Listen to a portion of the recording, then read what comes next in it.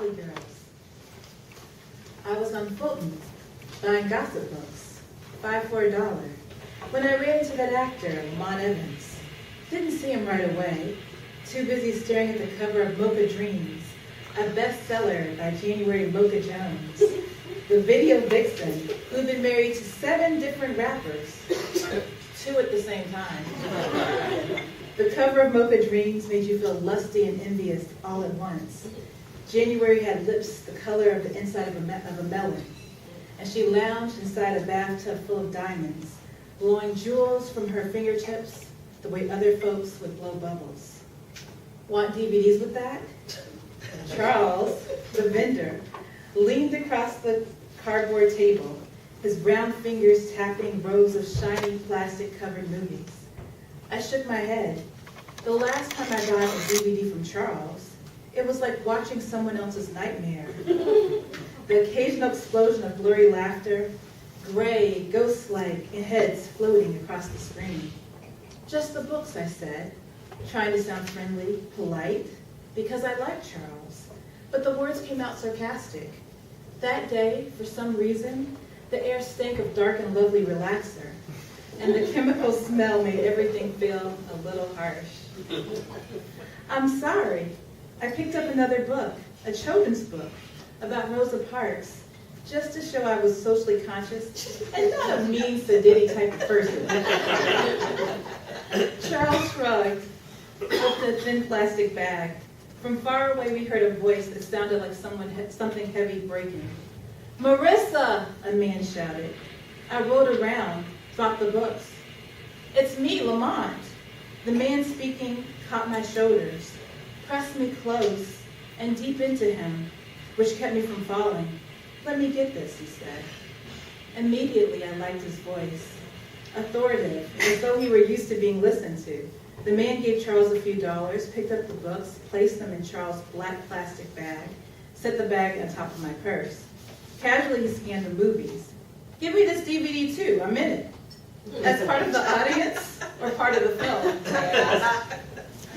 "You don't remember?" he smiled. The man had dimples so deep a person couldn't help but like him. We dated for 6 or 7 months. Back in the day, we were in that gospel play together. Sometimes the sun goes down. I remembered the play, but not the guy. I wondered if he'd had extreme plastic surgery of some sort. A chin implant, a nose job or two, maybe a set of artificial cheekbones. He had to be doing well for himself now, because back then, how could he have afforded it? The gospel play had made money, sold out across the Southeast, but because the cast consisted of out-of-work R&B singers and actors, we were paid just enough to make rent. It was a very large cast, I said. I looked at the cover of January's book, at her sexy, bored expression, and wondered what she'd say in this sort of situation. "I think I'm a different person." "It was so long ago. We were all different people," Lamont said. And he stretched his arms out to indicate the world's tilted, sickening movement, the whole dizzying pace of time. Charles, who normally doesn't smile, did, and not as though he understood.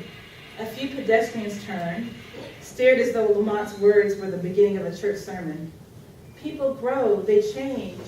Lamont lowered his voice. He spoke now as though we were in a private, intimate space, and he placed his arm protectively around me.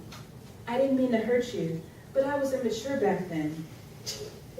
"I mean, I don't know you," I said. "We've never met."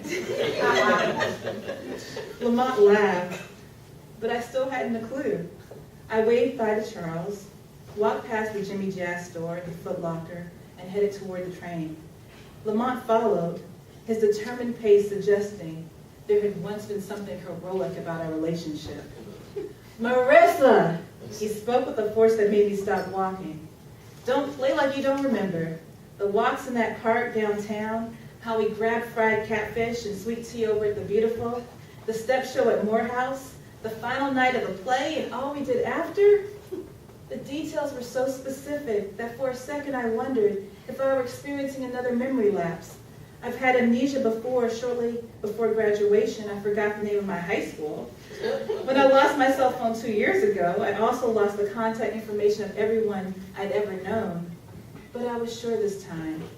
Positive I had never seen this man before in my entire life.